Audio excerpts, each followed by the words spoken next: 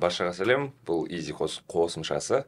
Бұл жерде біз қызықты контентпен бөлісетін боламыз. Енді бүгін бізде подкаст, музыканы талқылайтын подкаст. Қазақ музыкасының соңғы бір 50 жылын қамтуға тырысамыз. Және де қонақтарымыз біздің аты-аңызға айналған Досым Сүлеев ағамыз. Және де рэптің аңызы десек те болады, Харги деген жігіт. Қош келдіңіздер. Рахмет. Саламатсың. Жалпы Досмұқасанды көрдің ба, Харги? Содан бастайықшы. Жоқ, көріп үлгермедім әлі. Әлі көрмедім. Құттықтағым келеді аға. Ол деген үлкен история, үлкен тарих.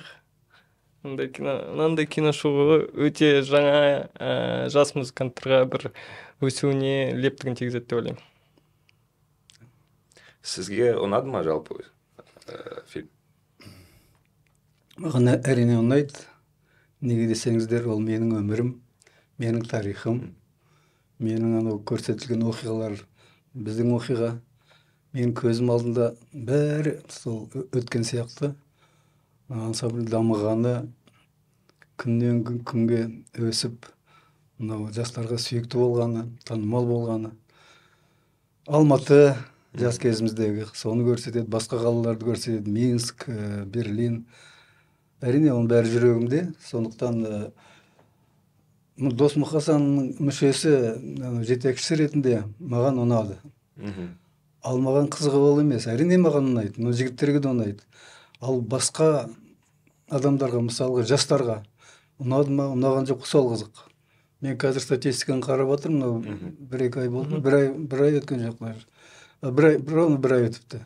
Сонда Досмұқасан уже рейтинг бойынша бірінші орынға шығыпты. Да, мен қаланың түкпір-түкпірінен достарым звондайды, таныстарым бәрі. Досеге тамаша кино болып шықты. Тек біз емес, менің құрдастарым, менің үлкендер. Әрине олар Досмұқасанды біледі, сол кезде жастар.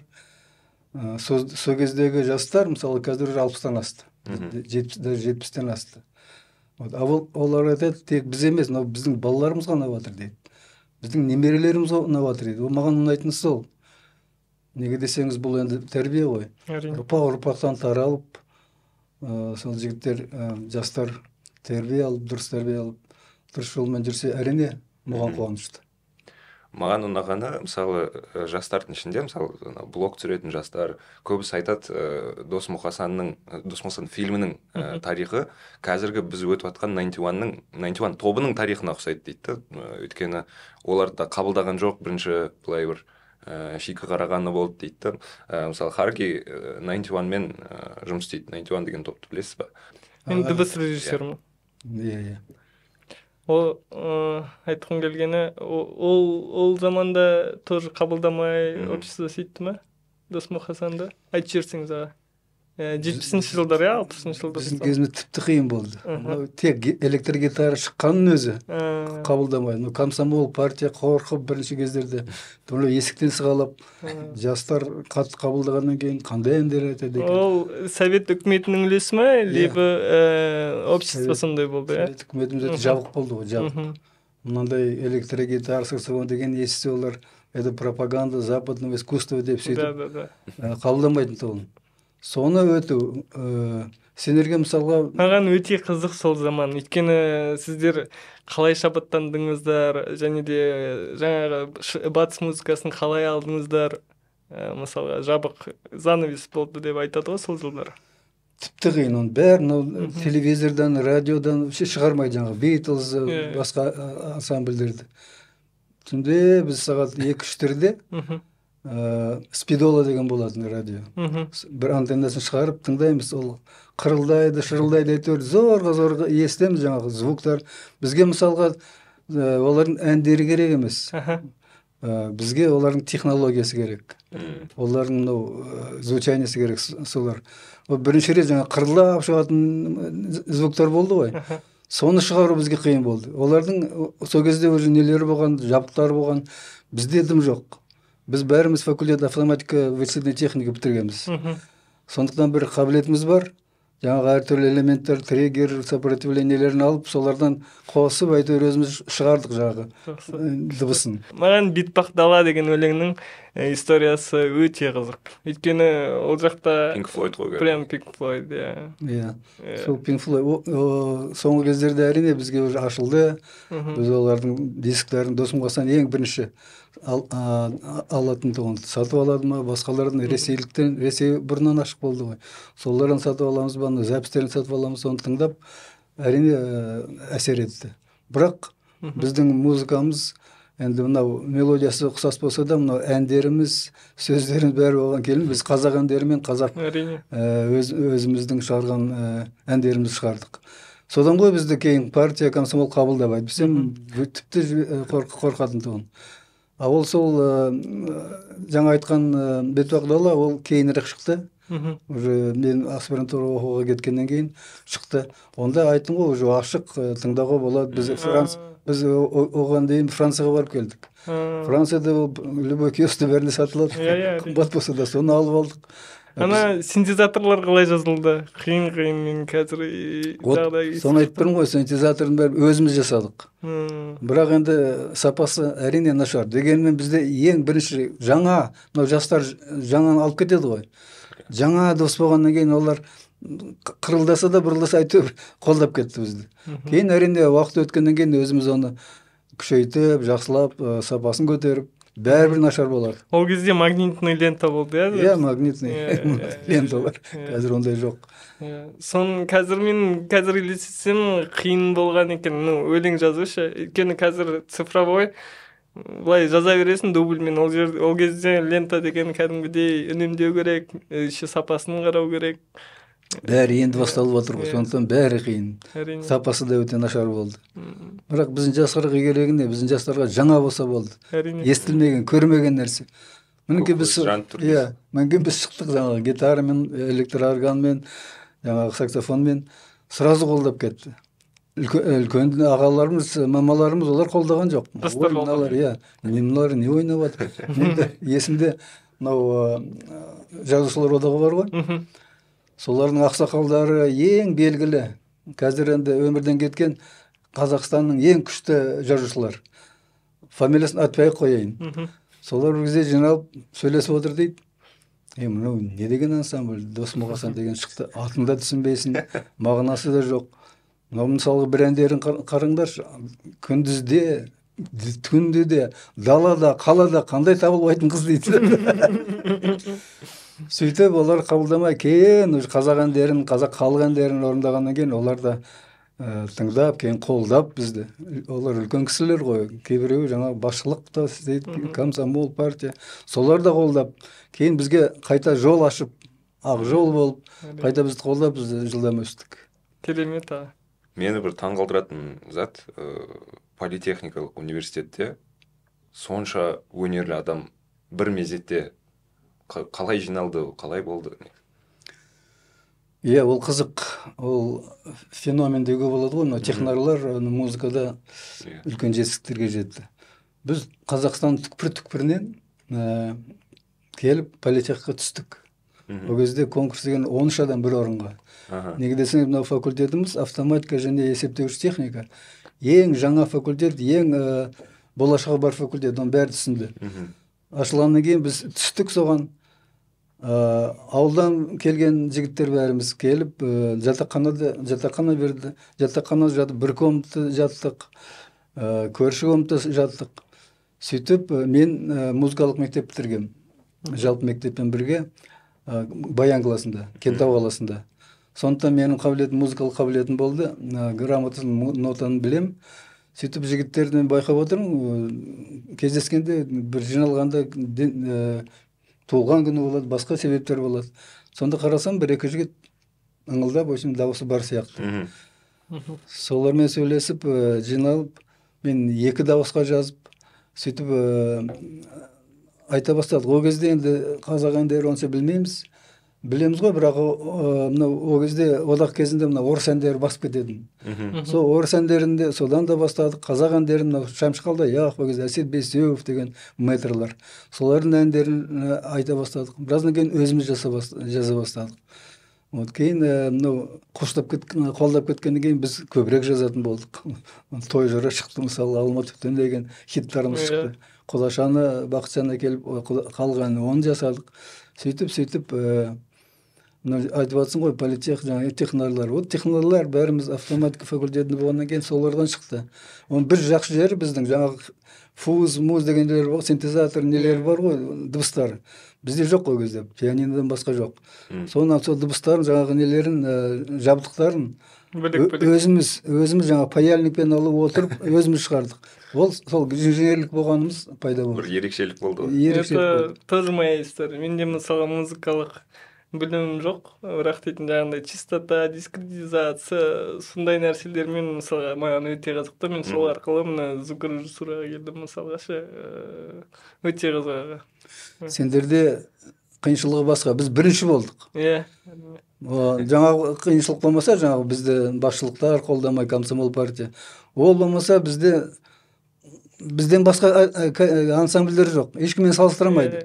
Әрине бізді көтеріп кетті жастар. Сосын айта кетерім, сол жылдар, андай жылдар болды, когда технология дамып, бір орнына жетті, и музыкалық жанрлар көбейе бастады сол технологиялардың арқасында. Өйткені тек қана инструментер емес, и электронды звуктар да шыға бастады, и көптеген жанрлар сол 60-шы жылдары пайда болды. Мысалы, роктан бастап ары қарай сол технологиялардың арқасында өте қызық заман. Өйткені көп ашылулар көп, бүкіл музыкада да, өнерде де, және де технологияларда да. Сендердің проблемаларыңыз бар, ол да қиын шықтыңдар. Неге десеңіз, конкуренттер бар, өте көп қазір. Ансамбль группалар, бізде айттым ғой, бізден басқа болған жоқ. Сондықтан сендерде көп, бірақ сендер жаңа жол тауып жатсыңдар. Жаңағы дыбыстары, ойын, рок өте современный жаңа түрде бересіз. Содан сендер жол тауып, жаңағы Pink Floyd, солар сияқты бір шықты ғой. Beatles болса да, басқа ансамбль болса да. Сендер де сол, басқа ансамбльге қарағанда жаңа жол таптыңдар, сөйтіп өсіп барады, сөйтіп белгілі болып кеттіңдер. Сендердің де проблемаларыңыз көп. Бұлар қызық, жаңа айтып кеттіңіз сіз, мысалы, біз жалғыз ансамбль болдық дедіңіз. 91-ның проблемасы, менің ойымша, 91 жаңа леп алып келді соны айтамын, музыкаға. Сосын оларды қолдап кететін басқа топтар болған жоқ. То есть одна и та же ситуация, бірақ сіздер үшін мысалы проблема болған жоқ, бұлар үшін проблема болды. Бұлар біз жаңа леп алып келдік, біз жаңа жанр аштық деді, бірақ өздері жалғыз ғана қалып қойды соңында. Мысалы, сіздерге еліктеген ешкім болған жоқ па сол кезде? 70-ші жылдары. Болды ғой, біз шыққаннан кейін, бір жылдан кейін уже әр университетте, әр мектепте, әр колледжде, әр мәдени үйлерде, бәрінде не дейді, қозғырық дейді ма, грибы. Сол сияқты ансамблер пайда болып, көп болды. Жақсылар да болды, нашарлар да болды. Бірақ олар енді 2 жыл, 1 жыл шығады, одан кейін таралып кетеді. Тура сол оқиға. Тура сол оқиға. Солай бәрі. Бірақ біз жаңғыз болып олардан көтеріле бердік оларға қарағанда. Бірақ кейбір ансамблер сол кезде басталған ансамблер бір 10 жылдай өмір сүрді. 8 жылдай. Олар да белгілі болып кетті, танымал болып кетті. Бірақ бәрі кейін тарап кетеді. Маған қызығы, сіздер енді бастап жатқанда Қазақстанда актуалды музыканттар қандай жанрда болды, кімдер болды, көп болды ма олар? Бізден бұрын эстрадный симфонический оркестр дейді. Оркестр, Ол радио, телевидение. Кәдімгідей жаңағы мемлекеттік қаржы солар бөледі. Республика бойында ең үлкен сол. Басқа облыстарда кейбіреуінде болатын тұғын. Ол білесіңдер ғой, скрипкасы да бар, жаңағы несі де бар, баян да бар, трубасы бар, гитара, бірақ гитара әсен бете аккорд алып тұрады. Кейін басқа инструменттер бар, саксофондар бар бәрі. Вот сол ансамбльмен шығатын тұғын. Ең белгілі әншілер. Оған басқаларды жақындатпайды, нашарлар. Ең белгілі. О кезде Гүлвира Разиева, Логика Соглу, біздің әншілер, солар белгілі болатын. Бұлақ олар жастарға құлағынан неғып қалған, сіңіп қалған, көп тыңдағаннан кейін онша көңіл бөлмеген. Жастар әсіріне, үлкендер жақсы көретін тұғын. Басқа ансамбльдер болған жоқ. Жастар не тыңдады? Жастар не тыңдады? Иә. Бізді тыңдады. Басқа ансамбльдер болған жоқ қой. Өйткені 2 дауысқа, 3 дауысқа, 4 дауысқа айтқаннан кейін тіпті олар. Сіз өздеріңіз кімді тыңдадыңыздар? Өздеріңіз кімді тыңдадыңыздар? Өздеріңіз айттым ғой жаңа, тығылып түнде сол батыстан келген ансамбльдерді тыңдаймыз. Радиодан бермей, тек жаңағы спидолымен түнде. Олар неге десеңіз 12 сағат радиосы бар ғой. Соны түнде одеялдың астына жауып тұрмыз. Былай айтқанда. Мен таңғалдырған бір зат, Addiction деген бағдарламаға келдіңіз. Соны тыңдап жатырмын. Менде плейлистте Битлздың Облади Облада деген әні бар. Құдашаны да тыңдаймын. Аптасына бір 2-3 рет келеді құлағыма. 2 әнде. Бірақ менде по ощущениям не жоқ. Разница.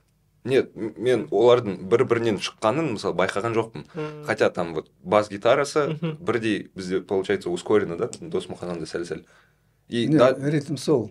Даже басталғанда тын-тырдан бірдей ғой. Мен вот сол Addiction'ды көріп қана салыстырдым и такой думаю, блин, неге мен ол байқамадым? Потому что нелері бірдей. Оның ритмі. Оның тарих қызық, сен дұрыс байқапсың.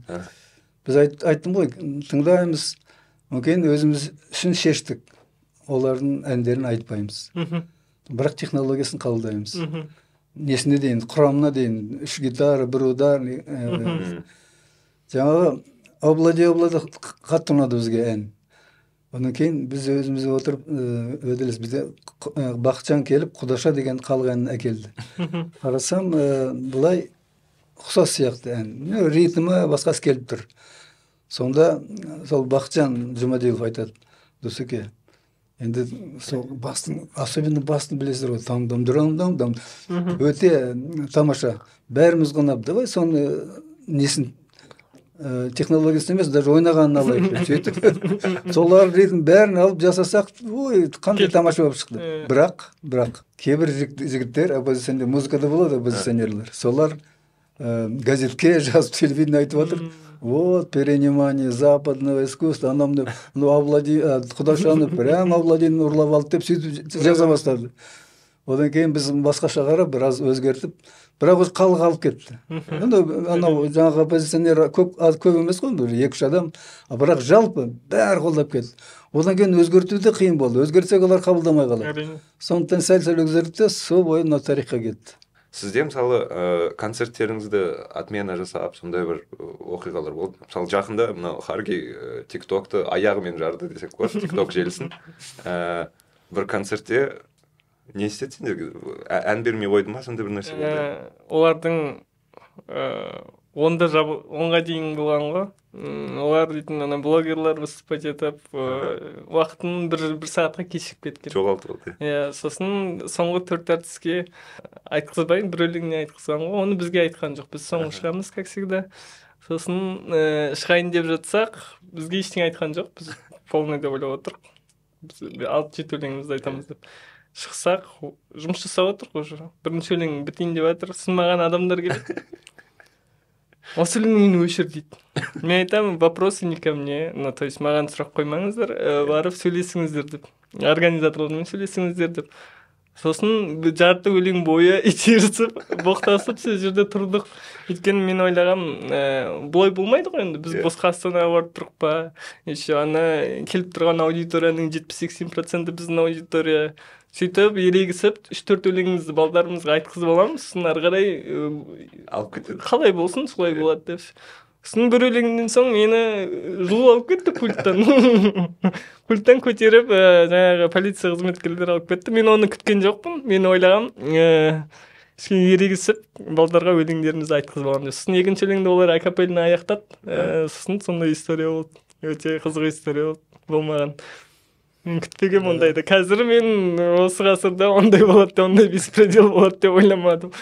Сол үшін это пособие организаторларға. Уақыттарыңды ертерек бөлшеп, бүкіл таймингпен бәрін дұрыс өткізіңіздер. Сіздің замандарыңызда концертте жаңағындай дыбыс режиссер, вообще индустрия қандай болды? Запись жазу технологиялары мысалға это қолма-қол істеді ма, либо бар студиялар болды ма? ондай нерселер биздин түсүнүгүбүздө жок. Түстө да көрмөйбүз, билбейбиз аны. Режиссер болатын, звукорежиссер болатын билген жокпуз. Өзүбүз ойнайбыз, өзүбүз чыгабыз. Эч кандай жанагы бизден башка эч ким болгон жок. Уже 1-2 жылдан кийин го уже бир аз ансамблибиз белгилүү болуп таанымал болгондон кийин бизде анау жабдыктарыбызды böyle современный сондай табып сатып алып уже орустар чыгара баштады. Сонда гана түшүндүк. Биз өзүбүз аны мына несин дыбысын келтирүү керек, бир динамиктер тайкескелик солой го. Биз өзүбүз бурун жүгүрүп жүрөтүн тугумуз. Қазір аны уже үлгүрө алмайбыз. Сондуктан бир жигит табып алдык. Өзүбүздүн арамызда Элчибек деген жигит. Соны звукорежиссер боласың деп, ол залдын артында регулировать сөйтүп башкалар да пайда болуп, солардын көмөгүн алып сөйтүп өстүк. Маған кызыгы ол кезде компьютер болгон жок го, бир сөзбен айтканда. Цифровой нерсе жок. И ана 8 жолдук бир синтти жазуу үчүн сенде примерно 1 апта убакыт кетип калат анда, өйткөнү оны сактайтын лента керек, память керек, onun бәрін не, это өте үлкен еңбек аға. Қазір қарап тұрсаңыз, бір өлеңді жазу деген ол 2 айға, 3 айға созылатын жұмыс. Ол кезде мына пластинка жазу. Иә, пластинка. Біздің мысалы бірінші әндеріміз виниловый не бар ғой? Соған жазылады, соған жазған. Иә, одан кейін Кругозор деген журнал болатын, онда да виниловый. Соның арасында Досмұқасан, ол заманда тем более ол қымбат дүние. Қымбат, басқалар іздеп, Қазақстан, олардың несі збыт дейді ғой. Сон Қазақстанның ең несі... Поставщик? Жоқ, Қазақстан бізге көп экземпляр бер деп сұрайды. Неге десеңіз Досмұқасан несі шығып жатыр. Ол кезде Досмұқасан өте танымал болған. Сондықтан олар айтады, біздің басқа республикаларға беруіміз керек қой деп. Сөйтіп біраз жартысын береді де оларға тарататын. Сол кезде солай, мүмкін бір қызық жағдай. Ең басында, енді шығып келе жатырмыз. Жаңағы виниловый шықты, бірақ ол кімге жетеді? Жаңа өзің айтқандай көп емес қой ана журналдар. Сонда бір армян жігіт, қазір де есімде. Мынау өкпе түсіретін рентген несі бар ғой, соған жазып алып, жаңағы бір сомнан рубль ол кезде. Рубль деген үлкен ақша. 1 рубльдан сататын тұғын. Алматылық алып алды. Кейін қазақстандықтар естіп, түкпір-түкпірінен келеді да, базарға, көк базарда сатады. Базарға барып, мұны кинода көрсетілген. Базарға барып, жаңа 1 сом төлеп, пластинканы алып алатындығы, жаңағы пленкада жасалған. Ол миллионер болып кетті. Дистрибуция. Бізде мына гонорар деген оны есткен жоқпыз. Оны өкімет төлейді, ә? Ол хоть 1% төлесе, ол өзі миллиардер болып кетті. Сол кезде айтып тұрмын ғой, дым жоқ. Енді дамып келе жатқан. Кейін гонорар бере бастады. Кейін мысалға той жыры арқылы тек мен 450 рубль алатын. 450 рубль деген ана министрдің, біздің білім министрінің несі жалақасы 330 болатын.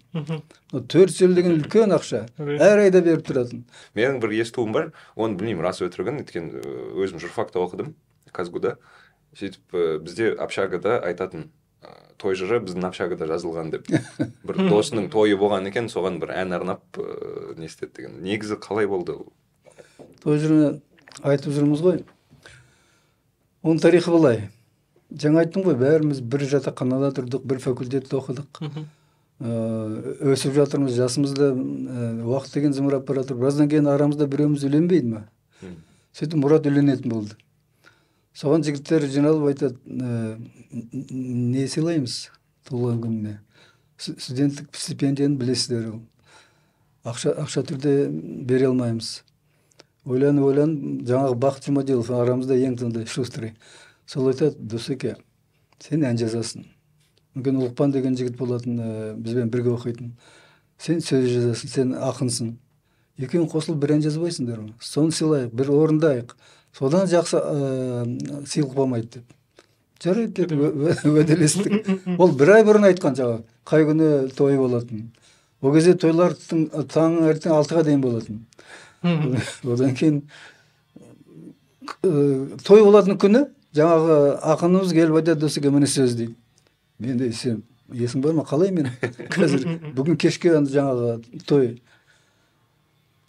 сөзін алып қарасаң, махаббаттың құдірет күшін әлдилеп, екі жастың табыстырған жүрегі. Қандай тамаша сөз. Керемет. Как раз жастарға арналған. Соны отырдым да бір жарты сағатта музыка шыға келді. Білмеймін қалай болған, музыка негізі музыканың шыға келді. Жігіттер жинап репетиция жасап кешке арнадық соны. Мен нотасына келтіріп, бәрін жазып, қол қойып, несін тапсырдық, жаңағы ноталарын орындап бердік. Ну, біз қай жерде не орындасақ та, біз ол кезде уже популярымыз сонда не болған, бәрі қолдап кететін. Онда да былай қол шапалақ, жақсы болды, бітті. Одан кейін әр жыл біз репертуар жасаймыз ғой. Бірнеше ән жетпей жатыр, уақыт аз болып тұр. Одан жаңағы бақыт айтады, Дусеке анау ән айтты, ол ұмытып қойған одан кейін, бір жылдан кейін. Бір разовый ғой жаңағы, просто сыйлық. Дусеке анау бір ән жазып едің, той жырыны. Соны орындап көрмейміз бе? Мен айтам, бір рет жазылған ән ғой деп. Жоқ, көрейік, дұрыс сияқты деп. Одан кейін отырып, біз ойнағанда Мұрат өзі жоқ қой біздің состав. Мұрат қосылып, уже байытып, жаңағы жақсылап аранжировка жасап шығардық. Бірінші шыққаннан бастап ду қол шапалақ. Таң қалдық бәріміз. Неге екен? Одан кейін бір 3-4 концерт бердік политехта. Студенттер бәрі біліп қойды. Алматыда ол кезде студенттер бірмен-бір қатысына жақсы болған, сотка болмаса да. Сол бір айдың ішінде мынау алматылық студенттер бәрі біліп, бізге политехқа Досмұқасан деп келеді. Бізді концертін қанша? 500-700 адам сияды. Кіремай жаңағы кинода да көрсетеді, терезе сындырады, есік сындырады. Сондайға жеткен. Вот Досмұқан тойжының тағдыры солай. Өйткені бірнеше легенда бар ода сол әннің шығуы. Бір естігенім, поезда келе жатып, бір гастрольде жазылған дегені бар.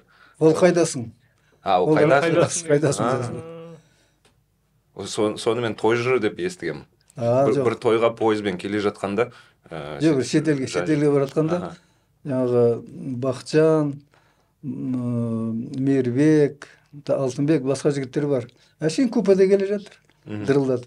Біраздан кейін бір ән шыға бастады, Мейірбек айтады, мүмкін жігіттер. Олар тыңдап, өздері қоса бастады. Ол коллективный ән болды. Одан кейін ән шықты, жаңағы, негізі шықты. Кім? Бақытжан өзі. Отырып, күндізде, түнде деп бастап, өзінен өзі ән шықты. Өздері орындап, әшейін бізде даже естігенде жоқпыз біз. Ауылға келдік, үйге келдік. Солар өзінше айта береді, тыңдасақ, дұрыс ән сияқты. Жігіттер көрейікші деп репертуарымызға қостық. Ол да бірінші айтқаннан бастап ду қол шапалақ, тоже таң қалдық.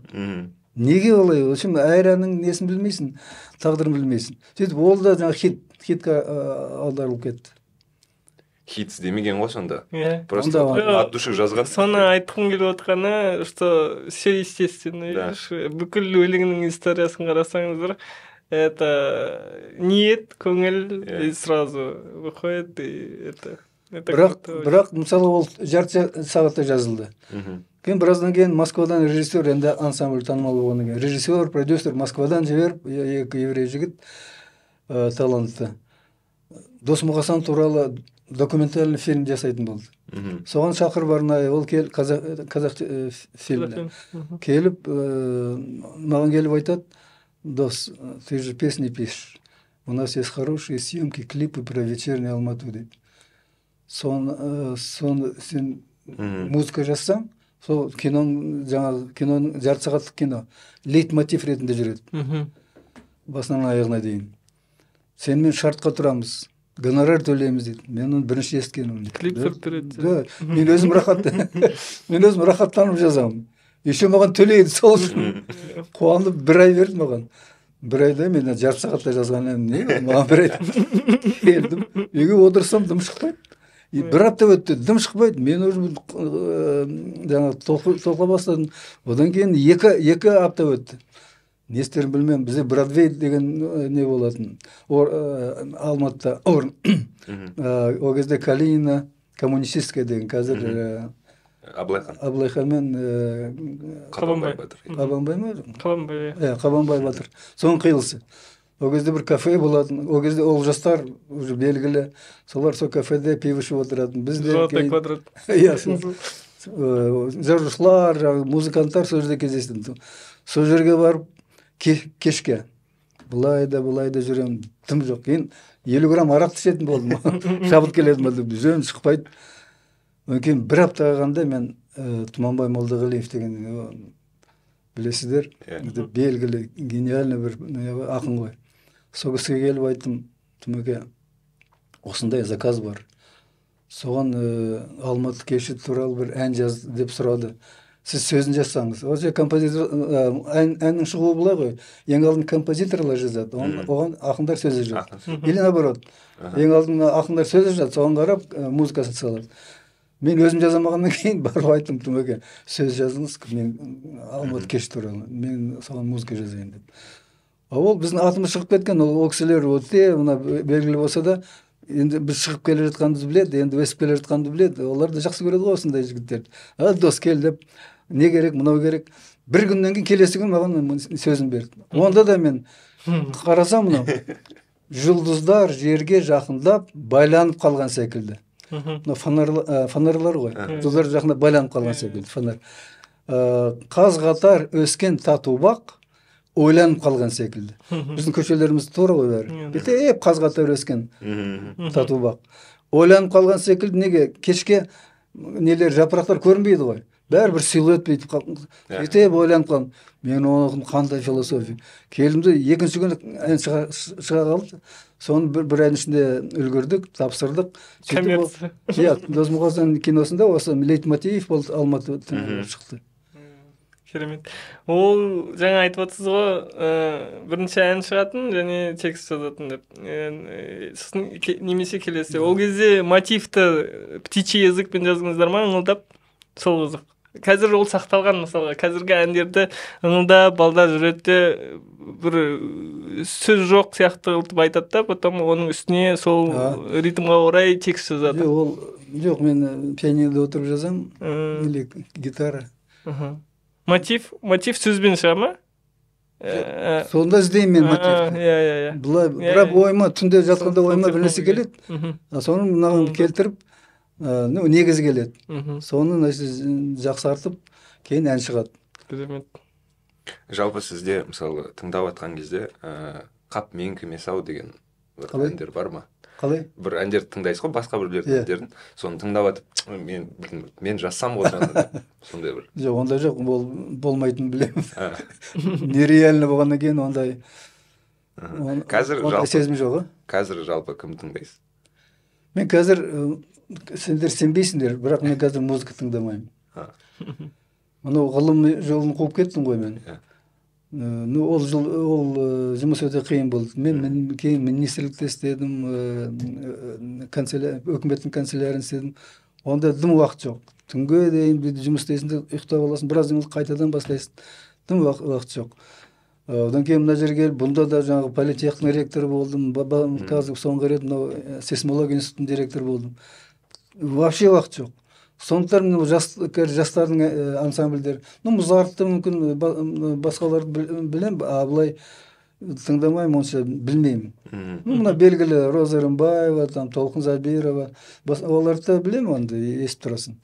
Былай мен тыңдамаймын, неге екен білмеймін, онда тыңдағым келмейді. Енді қазір пенсияға шықтым өзім кеше. Енді әрине музыка тыңдап, музыка жазып, сонымен айналысам. Әлде шабытыңыз бар? Білмеймін. Өнер шақырып тұрады деген.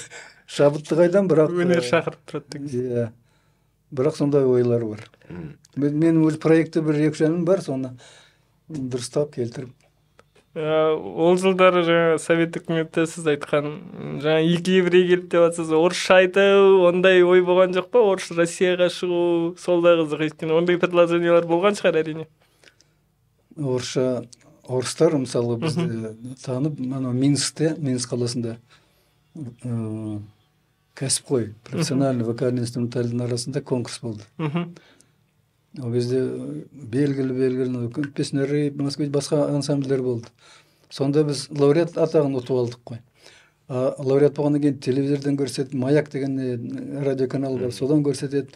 Сөйтіп, одақ республикалардың халық бәрі тыңдап, сол әнді біліп қойды. Сондықтан бізді шақырса да бізді той жырын сұрайды мысалға, қазақ әндерін сұрайды. Бізге де сол керек. Біз оларға енгізіп жатырмыз, олар да тыңдасын деп. Олар тыңдайды да мысалы той жырға орысша вариантын жазып, басқа әншілерді айта кетіпті. Сондай варианттар болды. Бірақ әрине біз екі-үш ән қосамыз. Мысалға мына конкурсқа барғанда ол кезде вообще мынау орыс ән болмаса жібермейді еш жаққа.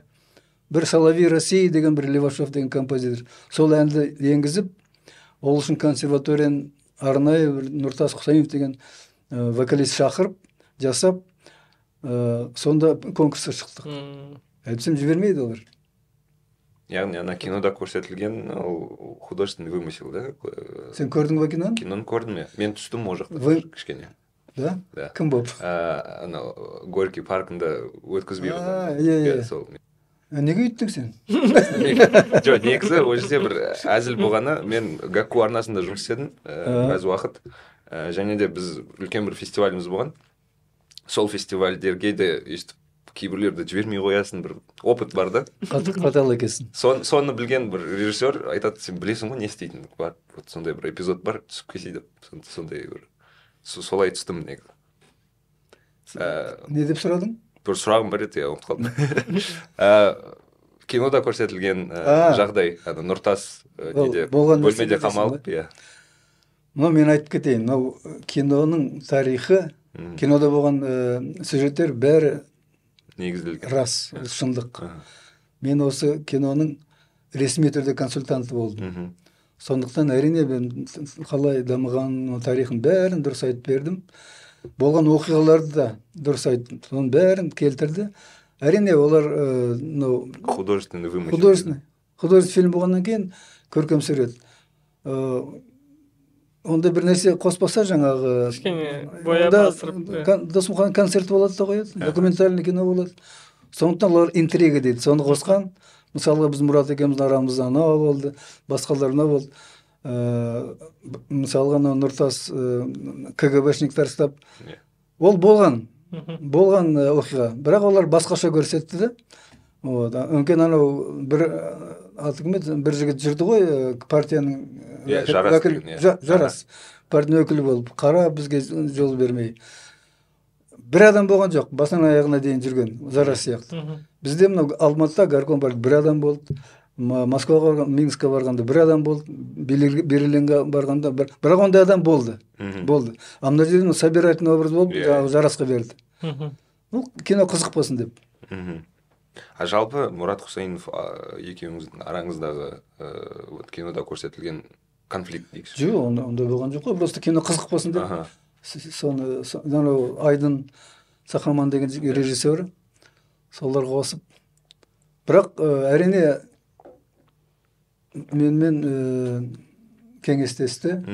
Бұлай болса қалай, мен айттым, кино айтып қызық болса болды деді. Кіммен кімді салыстырасың. Сөйтіп, молодец, ол жақсы жасады.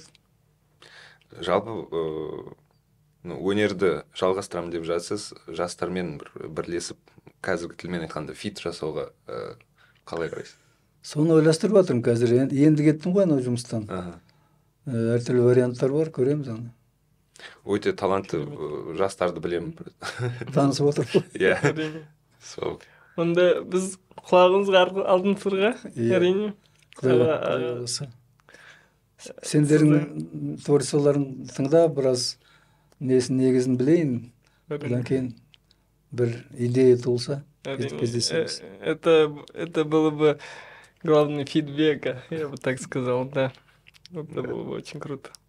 Осы нотада аяқтасақ деген ойдым. Бір сөз айтайын, қазіргі уақытқа байланысты. Бір-екі аптадан кейін бізде сайлау болады ғой, президентімізді сайлаймыз. Сондықтан біз бәріміз бір кемеде келе жатырмыз, өмір деген кеме. Сол кемеміз бірінші Қазақстаннан екінші Қазақстанға жылжып жатырмыз. Сол жолымыз ашық болсын дегім келеді, сәтті болсын дегім келеді. Бәріміз президенттің жанына бір жеңнен қол, бір жағадан бас шығарып көмектессек, еліміздің дамуына үлес қоссақ, жаңа Қазақстанға жетеміз. Президент кандай президент болсо да президент ол жалғыз эч нерсе істей алмайды. Тек біз қолдасақ сонда ғана бір нәтижеге жетеміз. Алла деп қойды. Алға Қазақстан. Айтқым келгені, все, что новое, это хорошо забытый старый дейді ғой. Жастарға айтарым, ешқашан тарихты ұмытпаңыздар, өйткені бұл біздің история, біздің тарих. Сол үшін киноға кім бармады, обязательно барып қайтыңдар. Бірге барыңдар, иә. Барша рахмет. Көріскенде көрісерміз.